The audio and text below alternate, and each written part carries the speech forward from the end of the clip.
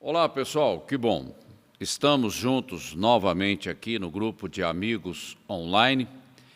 Graças a Deus pela tua vida, pelo teu interesse nos acompanhando nesses estudos que nós temos trazido aqui. Hoje nós vamos começar um estudo novo, bastante desafiador, porque vai confrontar a nossa religiosidade e é o princípio de tudo. O assunto que nós vamos trazer aqui é o princípio de tudo na nossa vida cristã, ok? Agradeço a Deus pela tua vida, pelo teu interesse, pela tua fidelidade nos acompanhando nesses estudos, ok? Vamos lá, então. Nós vamos começar um novo estudo. A pessoa que Deus usa, amar a Deus de todo o coração. Esse é o começo do começo. Amar a Deus de todo o coração.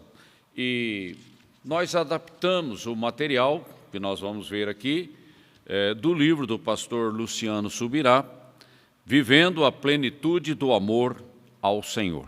Ok? Nós somos responsáveis pelas ministrações que nós vamos dar aqui. Só usamos o livro como um material inspirativo e fizemos as adaptações que nós achamos necessárias, tá? Ok? Mas, se você tiver interesse, pode adquirir o livro e vai ser uma bênção na tua vida. Ok? Vamos lá, então. Vamos introduzir o assunto, porque nós vamos caminhar com um pouco de calma aqui no começo, até que a gente esteja bem firmado no tema, tá bom? Em Mateus 22, do versículo 35 ao 40, Jesus estabelece esse mandamento. E ele disse: Amarás o Senhor teu Deus de todo o teu coração e de toda a tua alma e de todo o teu pensamento. Este é o primeiro e grande mandamento, e o segundo, semelhante a ele: amarás o teu próximo como a ti mesmo. Destes dois mandamentos dependem toda a lei e os profetas. Então é o começo do começo. É a base da construção que nós vamos fazer. É a fundação sobre a qual nós vamos lançar a construção do nosso cristianismo. Ok? Então isso tem que ficar bastante claro para nós. E o que acontece na nossa vida, no dia a dia, na rotina do dia a dia da nossa vida cristã, é que a gente acha que amar a Deus é frequentar uma igreja. Será que é só isso? Então aqui a gente começa fazendo os questionamentos que são necessários. Não basta frequentar uma igreja, é preciso, através do novo nascimento, estar inserido no corpo de Cristo. Esse é o verdadeiro sentido espiritual do nosso cristianismo.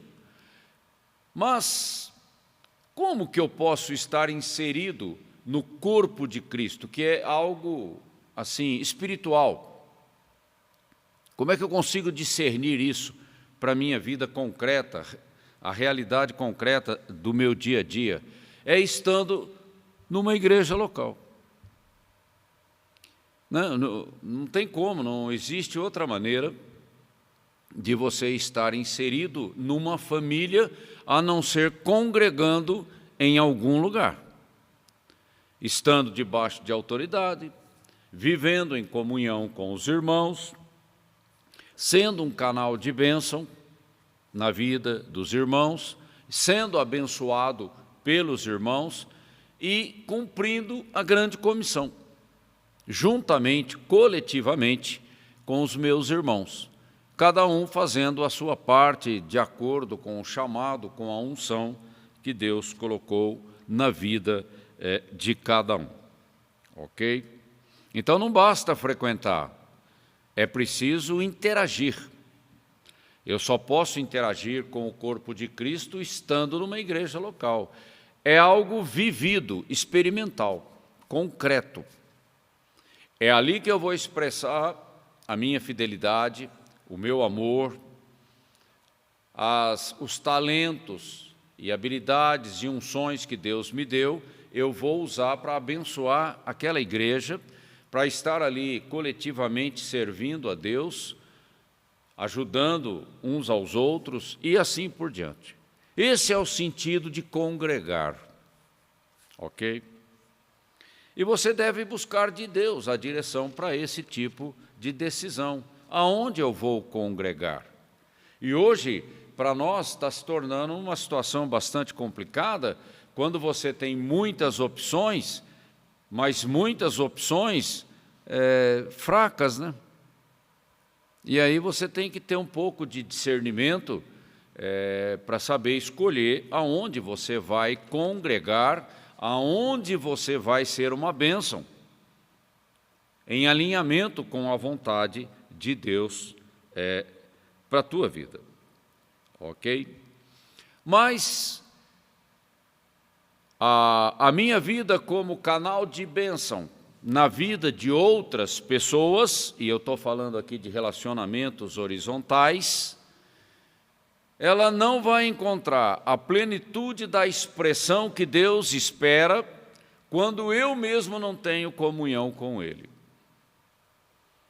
Então, tudo começa pelo começo. Deus é a fonte. Então, a minha comunhão com Ele é o meu alimentar da fonte, para que eu tenha algo para oferecer para outro.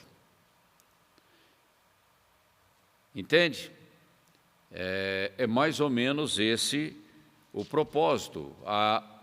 Deus me usando como canal na terra no tempo da minha vida. Ok? E nós vivemos pela fé. A fé tem fundamento, a fé se expressa pela obediência aos mandamentos, às promessas de Deus, né? Senão fica uma fé assim, genérica, sem muita consistência, não é? E é em Deus que eu busco a inspiração e a capacitação para a minha vida, ok? E a família de Deus é uma família de pessoas salvas, pessoas que nasceram de novo, agora são o santuário do Espírito Santo, agora nós somos a habitação do Espírito Santo, e através do mover do Espírito Santo em mim, eu consigo cumprir os propósitos de Deus para a minha vida. Até que o resgate aconteça, né? Eu vá para o céu e vou morar com o Senhor para sempre. Então, isso aí a gente tem que ter uma clareza assim, muito simples, mas enraizada no nosso coração. E o desafio é como amar a Deus acima de todas as coisas. Esse é um desafio. Na minha força natural, é difícil amar aquele que está perto de mim, que eu vejo, né? E mesmo assim ainda com preferências, restrições e tudo mais. Mas como amar a Deus que eu não vejo? Deus é espiritual.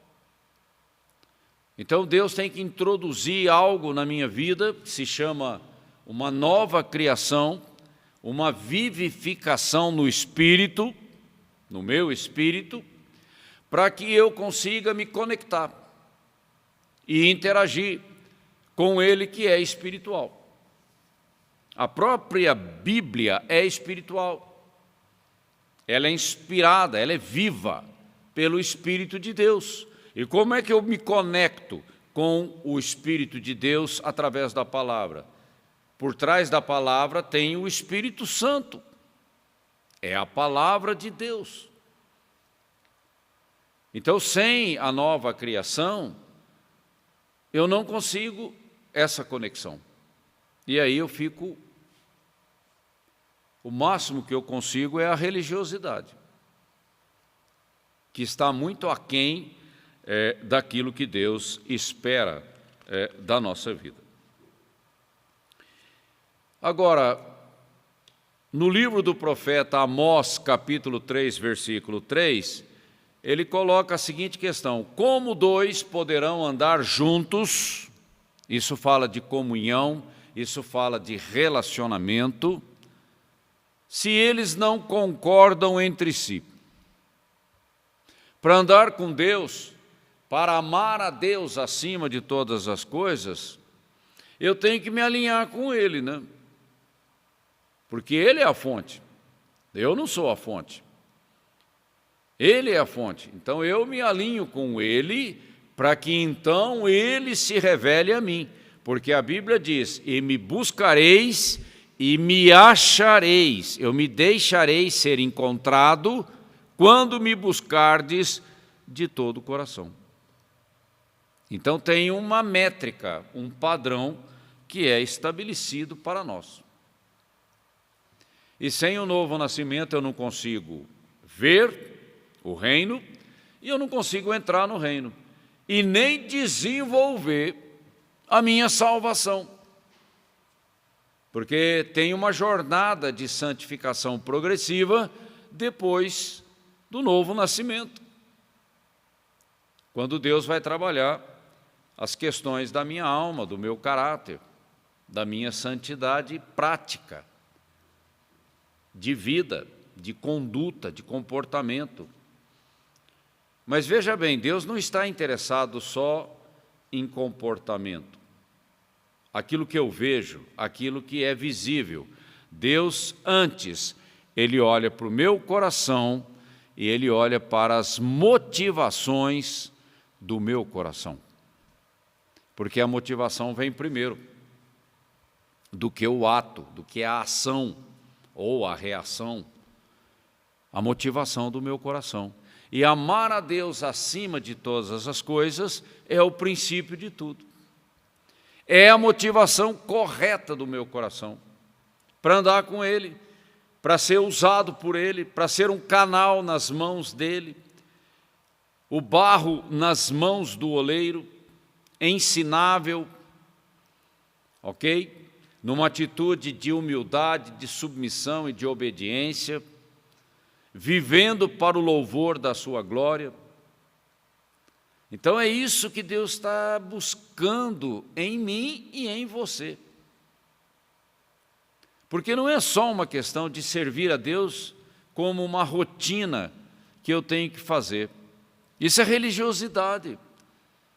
Deus busca antes qual a motivação do teu coração para me servir. Porque a Bíblia diz servir como quem serve ao Senhor. E o Senhor, você não vê, a recompensa nem sempre é imediata, mas ela vem, porque Deus recompensa aqueles que lhe obedecem, aqueles que andam por fé, e muitas vezes a nossa recompensa maior vai acontecer, muitas vezes, a maior recompensa acontecerá na eternidade. Então nós não andamos atrás de aplauso, de visibilidade, de reconhecimento.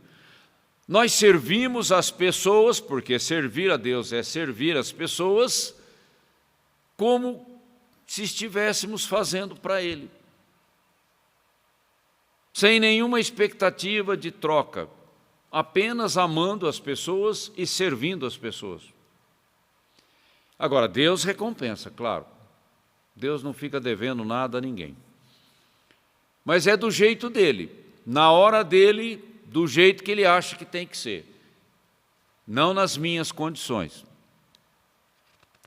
Então isso é trabalhar a motivação do meu coração.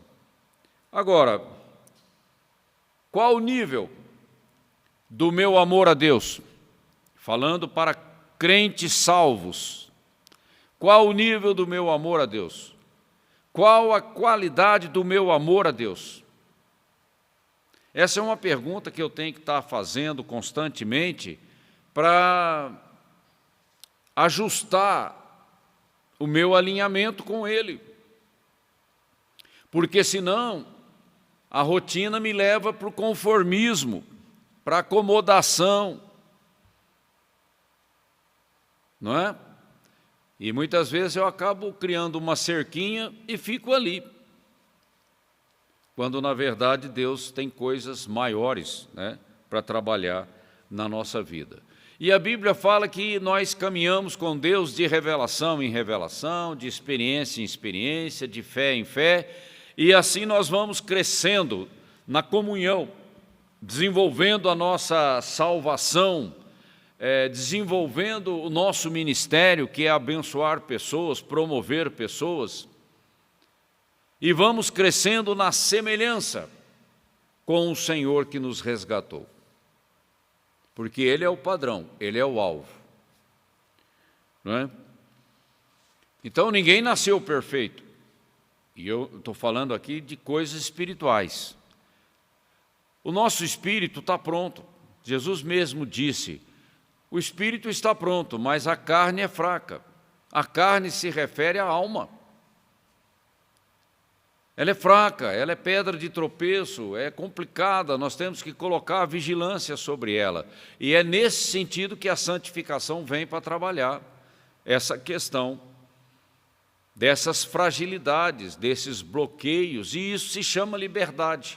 Ser livre para amar a Deus e em liberdade servir a Deus para o louvor da sua glória.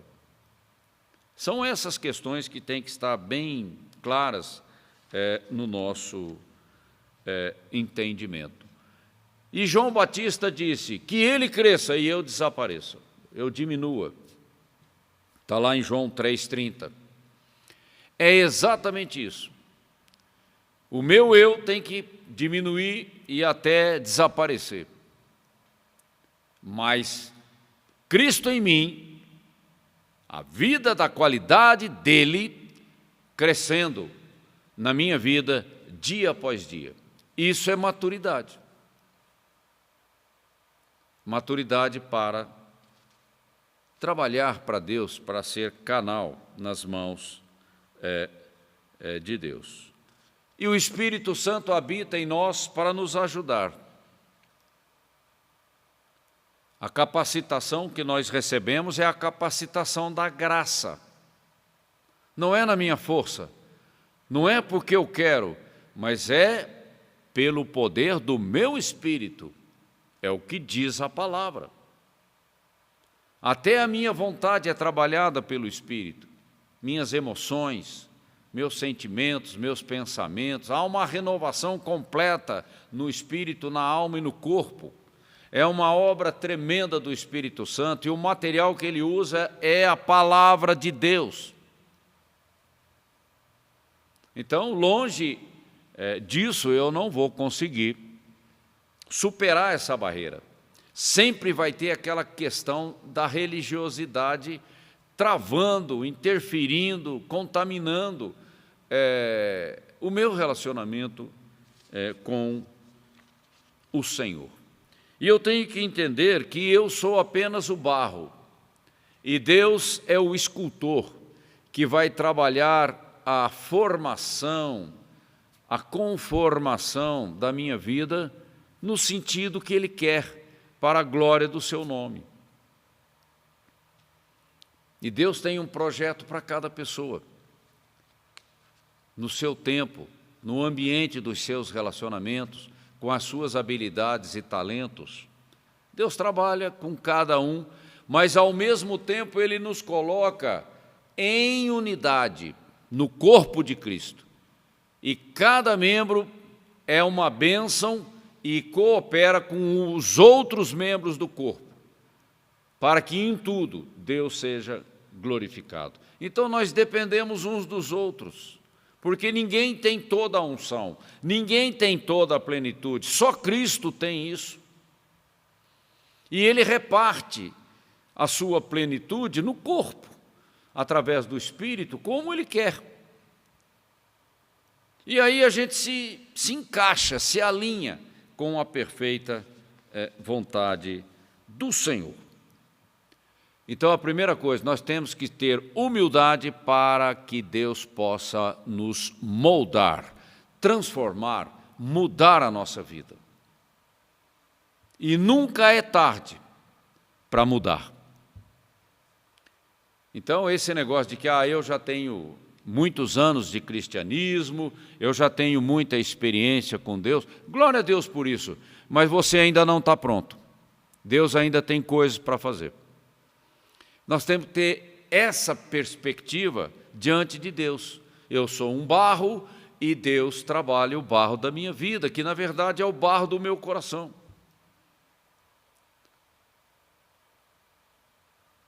E a Bíblia diz que a boca fala daquilo que o coração está cheio.